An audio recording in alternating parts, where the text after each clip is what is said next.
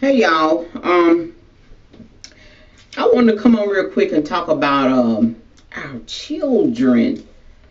I was looking through some videos and I seen on the videos where the the boy in Detroit, the 14-year-old boy in Detroit shot his mom 10 times. And whenever I hear of young people taking their parents' life, it does something to me. It makes me feel some kind of way. I don't know about you, but it does something to me, honey. When I was growing up, I have never thought about killing my parents. It never entered my mind, I'm going to kill my mom and daddy. I've been mad with my parents as a child. I might have said some things in my mind as a child, but the thought of killing my parents have never entered my mind. Never. What is wrong?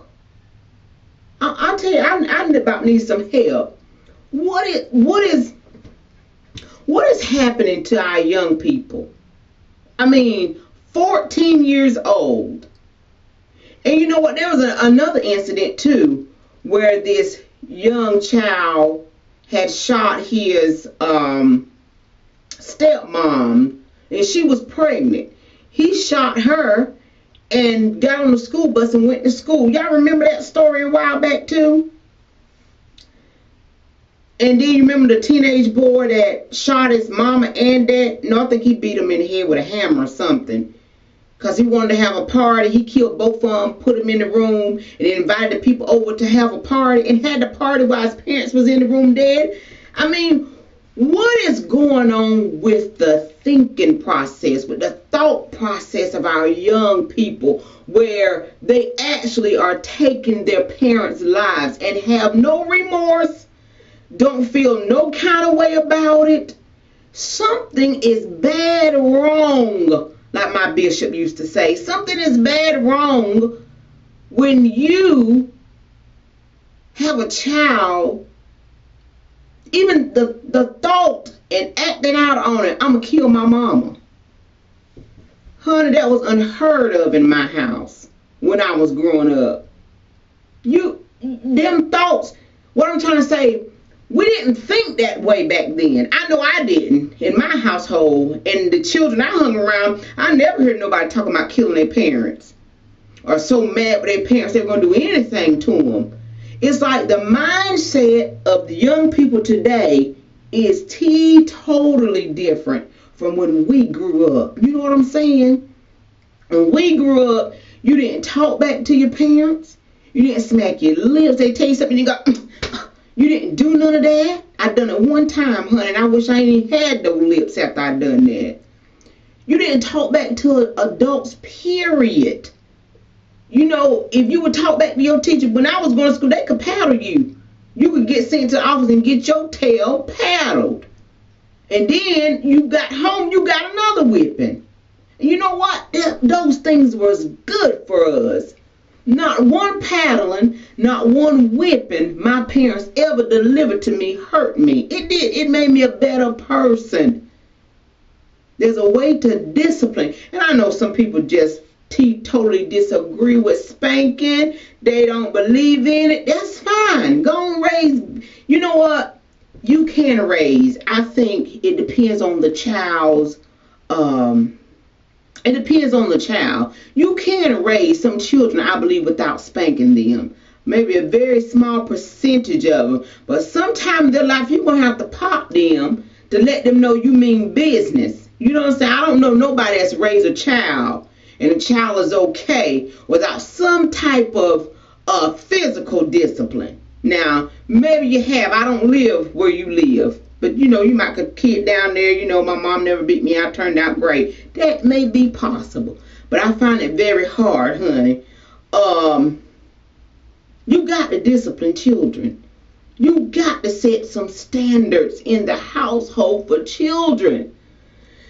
Let me look down here because I wrote some notes, okay? The first thing, you got to be the parent. That's why it's ludicrous. That's why it's devastating when a 12-year-old get pregnant, when a 15-year-old get pregnant, when a single woman gets pregnant. And the reason I say single because the household sure enough needs the father. That's how God designed it. You need a father and a mother. You need parents. Amen. A father and a mother. Amen. And you need to be mature. That's why, like I said, it's ludicrous. It's so devastating when teenagers get pregnant. Because you have to be a parent. How you going to step into the parent role and you still wearing body socks? You still ain't even graduated high school. You still growing and learning. That's why it's so important. Amen? Be the parent. Stop being your children's friend. Stop letting your children talk to you any kind of way. You know, I believe that we children need to fear their parents. They do. They need, I don't mean you so, so scared of your parents you can't say nothing. But I mean children need to have a godly type of fear.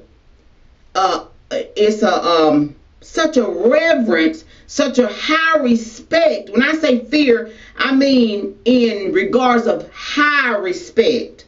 You need to have such a high respect for your parents. You fear your parents so that you highly respect them.